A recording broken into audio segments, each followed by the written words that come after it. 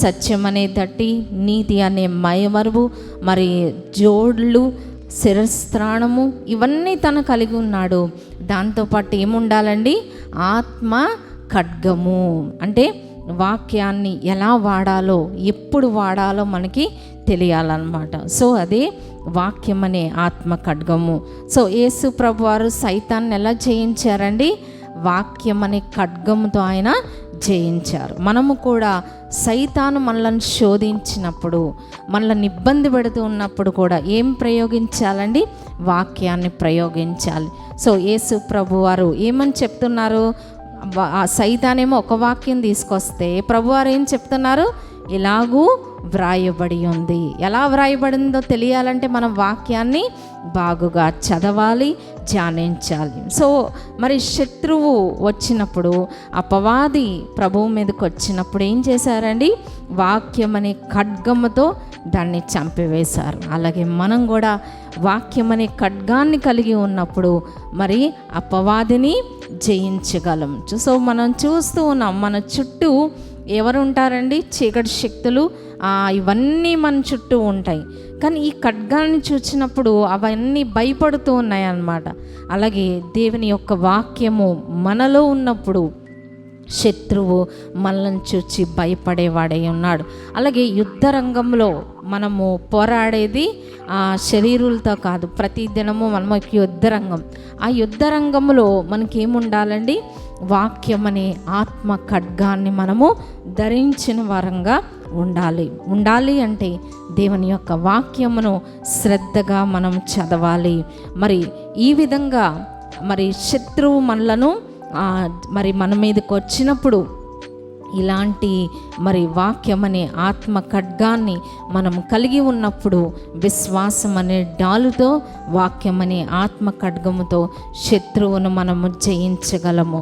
So చూస్తూ ఉన్నాం, ఎంత పెద్ద శత్రువైనా ఆ ఖడ్గము అగ్ని వంటి వాక్య ఖడ్గం. అందుకని వాక్యము అగ్ని వంటిదని కూడా దేవుని యొక్క వాక్యం తెలియజేస్తుంది.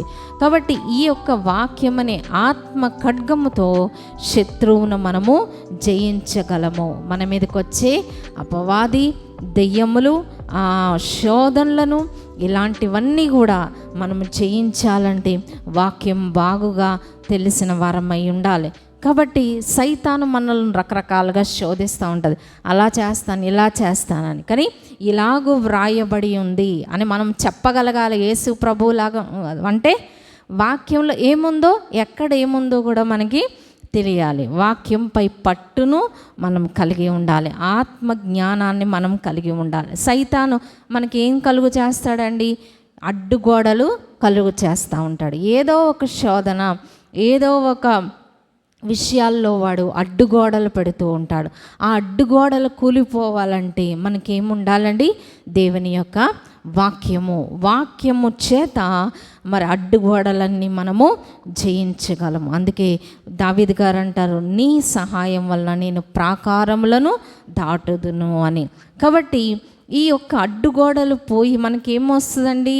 విశ్వాసము, సమాధానము, విజయము కలుగుతూ ఉంటుంది. అడ్డుగోడలు జయించాలంటే వాక్యంపై మనకు నమ్మిక ఉండాలి. వాక్యాన్ని మనం ధ్యానించే వారమై ఉండాలి. మరి వాక్యం ఎక్కడికి వెళ్తుందని చెప్పుకున్నాం? ప్రాణాత్మలను కూడా విభజించేదిగా ఉంటుందన్నమాట. సో ప్రాణము, ఆత్మను కూడా మరి విభజించే అంత శక్తి కలిగినది దేవుని యొక్క వాక్యం. సో వాక్యం చదువుతున్నామంటే అది మన ప్రాణంలోనికి వెళ్ళిపోతూ ఉంటుంది. అందుకే అనేక సార్లు మనం సొమ్మసిల్లే పరిస్థితుల్లో వచ్చినప్పుడు బలం పొంది వెళ్తాం. ఎందుకంటే వాక్యం యొక్క శక్తి అలాంటిది. కాబట్టి ఇతని హృదయంలో దేవుని యొక్క వాక్యం ఉన్నది కాబట్టి అతను సురక్షితంగా ఉండగలిగినాడు.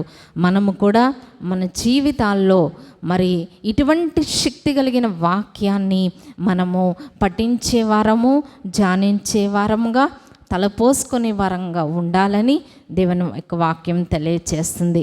కాబట్టి మనం ప్రతి దినము విశ్వాసి అనేక పోరాటాల్లో ఉంటూ ఉంటాడు.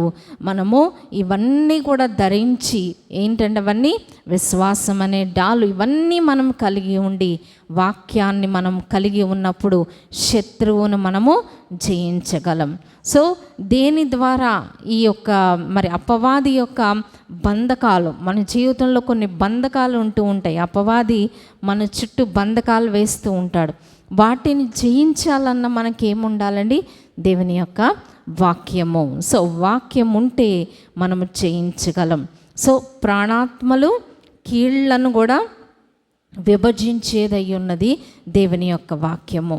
కాబట్టి ఇక్కడ మనం చూస్తూ ఉన్నాం, ఈ యుద్ధ రంగంలో మరి మనం ఈ యొక్క ఆత్మ ఖడ్గాన్ని మనం కలిగి ఉన్నప్పుడు ఏం జరుగుతుందండి? దేవుని యొక్క శక్తి, దేవుని యొక్క కృప, దేవుని యొక్క వెలుగు మనపైకి దిగి వస్తూ ఉంది. కాబట్టి శత్రువు పారిపోతూ ఉన్నాడు. కాబట్టి వాక్యాన్ని మనం బాగుగా చదవాలి, ధ్యానించాలి, వినాలి. సో సిలువ ద్వారా ఆ శక్తిని పొందుతూ ఒక విశ్వాసి ఆయన రక్తాన్ని ఉపయోగించుకుంటూ ఉండాలి. అందుకే యేసు రక్తం మనలను ప్రతి పాపము నుండి కడిగేదై ఉన్నది. కాబట్టి దేవుని యొక్క రక్తము, ఆయన సిలువ, వాక్య ఖడ్గాన్ని మనం నిజంగా అంటే వాక్యాన్ని క్రియారూపకంగా కలిగిన విశ్వాసకి అపవాది భయపడుతూ ఉంటాడు. వాక్యం తెలిసినా మనం వాటిని ఆచరించేవారిగా, నిజంగా మనం ఆచరించేవారిగా ఉండాలి. సో మరి చుట్టూ భయంకరమైన శత్రువులు ఉన్నారు.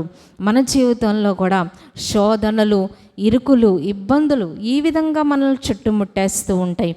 దేవుని యొక్క వాగ్దానములు, దేవుని యొక్క మాటలు మనకి శక్తిని ఇచ్చేవి, బలమునిచ్చేవి. కాబట్టి అది సజీవమైన ఖడ్గము కాబట్టి ఆ ఖడ్గమే శత్రువులతో యుద్ధము చేసేదై ఉన్నది. కాబట్టి ఇటువంటి మరి గొప్ప శక్తి కలిగిన వాక్యాన్ని మనము నిర్లక్ష్యము చేయకుండా వాక్యాన్ని ధ్యానిస్తూ వాక్య ప్రకారంగా జీవించాలి. ఎప్పుడైతే వాక్య ప్రకారంగా మనము జీవిస్తూ ఉంటామో మనలో ఏమొస్తుందండి? పశ్చాత్తాపం వస్తుంది, పరితాపం వస్తుంది, మార్పు చెందిన జీవితం వస్తుంది. మనం చేసే తప్పులేంటో మనకి తెలుస్తాయి, మనం తీసుకోవాల్సిన మంచి నిర్ణయాలేంటో మనకి తెలుస్తాయి. వాక్యము దేవుడు ఏం చెప్తున్నాడో అది మాత్రమే మనము చేయగలుగుతూ ఉంటాం. కాబట్టి యుద్ధ రంగంలో ఒక విశ్వాసి గెలవాలి అంటే ఖచ్చితంగా అతని చేతిలో ఖడ్గం ఉన్నప్పుడే శత్రువు భయపడతాడు. శత్రువును ఒక విశ్వాసి జయించాలంటే వాక్యం అనే ఆత్మ ఖడ్గాన్ని మనం ధరించిన వారమైతే అది చీకటిలో కూడా మనకి వెలుగునిచ్చేదై ఉన్నది. వాక్యం వెలుగుతో పోల్చబడింది. కాబట్టి మన జీవితాల్లో ఉన్న చీకటి పోవాలంటే దేవుని యొక్క వాక్యాన్ని మనం ధ్యానించేవారిగా ఉండాలని మనం నేర్చుకుంటూ ఉన్నాం. అలాగే మన జీవితంలో పాపం మనపైకి వస్తూ ఉంటుంది, భయాలు వస్తూ ఉంటాయి, ఆందోళనలు వస్తూ ఉంటాయి, అపరాధ భావనలు వస్తూ ఉంటాయి. రకరకాల చీకటి మన జీవితాలను మరి రకరకాలుగా శోధిస్తూ ఉన్నప్పుడు వీటన్నిటి నుంచి విజయం పొందాలంటే దేవుని యొక్క వాక్యాన్ని మనం బాగుగా ధ్యానించగలిగినప్పుడు మరి ఆ యొక్క శక్తి చేత అపవాదిని మనం ఎంతో సులువుగా మనము జయించగలము. సో వాక్యాన్ని మనం కలిగి ఉండాలి, వాక్యాన్ని ధ్యానించాలి, వాక్యాన్ని భుజించాలి. సో ఇక్కడ మనం చూస్తూ ఉన్నాం ఒక మరి విశ్వాసి ఏ విధంగా తన చుట్టూ ఉన్న చీకటి శక్తులపై పోరాడుతూ ఉన్నాడో మనం చూస్తూ ఉన్నాం. మనము కూడా విశ్వాసులముగా ఇలాంటి చీకటి శక్తులు, శోధనలు, ఇరుకులు, ఇబ్బందులు మనకు వచ్చినప్పుడు మొట్టమొదటిగా వాక్యము అనే ఖడ్గముతో మనం పోరాడే వారంగా ఉండాలి. మరి ఈ యొక్క వాళ్ళందరినీ చూస్తూ ఉన్నాం. విశ్వాసుల సమూహం అంతా ఏం కలిగి ఉన్నారండి? అందరము ఇలాగో సంఘంలో ఉన్న వారందరము వాక్యాన్ని పాటించే వారమైతే మన మీదకి వచ్చే శత్రువుని మనం ఈజీగా జయించగలం. కాబట్టి వాక్యాన్ని మనం కలిగి ఉన్నప్పుడు ఒక విశ్వాసి విజయవంతమైన క్రైస్తవ జీవితాన్ని జీవించగలడు. కాబట్టి మనము ఇంకేముందండి, తర్వాత మనం చెప్పుకున్నాం ప్రాణము ఆత్మను కూడా విభజిస్తూ ఉంది. కాబట్టి అంటే మన భక్తి, మన విశ్వాసము, మన మారు మనసు భావోద్రేకాలతో కూడినదై ఉండకూడదని మనం చెప్పుకున్నాం. అదే ఇక్కడ మనం పిక్చర్లో చూస్తున్నాం అన్నమాట. అంటే ఎమోషనల్ భక్తి కాదు, ఎమోషనల్గా కాదు, కానీ నిజమైన మార్పు, సంపూర్ణమైన మార్పు, స్థిరమైన మార్పును మనము కలిగి ఉండాలి. ఈ వాక్యము అలాంటి కార్యం చేస్తూ ఉంటుంది. కాబట్టి వాక్యాన్ని మనం తరచుగా వింటూ ఉండడం, ధ్యానించడం, అన్నిటికంటే ముఖ్యంగా వాటి ప్రకారంగా మనము జీవించవలసిన వారంగా ఉన్నాం. సో ఇంకోటి ఏం చెప్పుకున్నామండి, ప్రాణాత్మలు అయిపోయింది, కీళ్ళను కూడా విభజిస్తుంది. కాబట్టి వాక్యం ఎక్కడికి వెళ్ళిపోతుందంట, బోన్స్లోకి. కీళ్ళు అంటే కీళ్ళు బాగా పనిచేస్తే మనుషులం బాగా తిరగగలుగుతాం. సో ఈ వాక్యం ఇంత శక్తి కలిగిందనమాట. కాబట్టి మనం వాక్యాన్ని, ఇంత గొప్ప వాక్యాన్ని, ఇంత శక్తి కలిగిన వాక్యాన్ని ఎంతవరకు మనం పాటించగలుగుతున్నాం? ఇంతవరకు మనందరికీ చాలా బాగా వాక్యాలు తెలుసు, కానీ మనం పాటిస్తున్నామా లేదా? మరి పాటించకపోతే పరిస్థితులు ఎలా ఉంటాయి? సో మనం ఎవరి మట్టుకు వారం పరిశీలించుకోవాల్సిందిగా తెలియచేస్తూ ఉన్నాం. సో ఇక్కడ చూడండి, మరి మనం ఇందాక మూలుగు గురించి చెప్పుకున్నాం. మూలుగు అంటే ఎముక లోపల ఉండేదే మూలుగు అన్నమాట. సో అది మనందరికీ తెలుసు. మనం చికెన్, మటన్ తింటాం కదా. సో మనకి తెలుసు అందులో ఉండే మూలుగు గురించి. ఆ లోపల ఉండే పదార్థము ఆరోగ్యంగా ఉంటేనే మనిషి ఆరోగ్యంగా ఉంటాడు. మూలుగు ఆరోగ్యంగా ఉంటేనే మనిషి ఆరోగ్యంగా ఉంటుంది. సో ఈ రక్త కణాలన్నీ కూడా ఎక్కడ తయారవుతాయండి? మూలుగులో తయారవుతూ ఉంటాయి. అంటే రక్తం ఉంటేనే మనకి ప్రాణం ఉంటుంది. సో ఈ మూలుగు బాగుంటేనే, మూలుగు ఏం చేస్తూ ఉంటుంది, ఎప్పటికప్పుడు కొత్త రక్త కణాలు మనకి తయారు చేస్తూ మనకు అందిస్తూ ఉంటుంది. ఇవి బాగున్నప్పుడు మనం ఆరోగ్యంగా ఉంటాం. అలాగే చెప్పుకున్నాం ఇమ్యూన్ సిస్టమ్ అంటే రోగ నిరోధక శక్తి, రోగాన్ని మరి చంపే క్రిములు, ఈ తెల్ల క్రిములు అన్నమాట, వైట్ బ్లడ్ సెల్స్ అంటారు. ఈ తెల్ల రక్త కణాలు మనలో బాగా ఆరోగ్యంగా, అంటే ఈ మూలుగ ఉత్పత్తి చేస్తూ ఉంటుంది ఈ తెల్ల రక్త కణాలు. అంటే మూలుగ ఆరోగ్యంగా ఉన్నప్పుడు ఆరోగ్యకరమైన, శక్తివంతమైన తెల్ల రక్త కణాలు వస్తాయి. సో ఇవి బ్లడ్తో పాటు, ఆ రక్త కణాలతో పాటు ఇవి కూడా ఉంటాయి అన్నమాట, తిరుగుతూ ఉంటాయి మన బాడీ అంతా.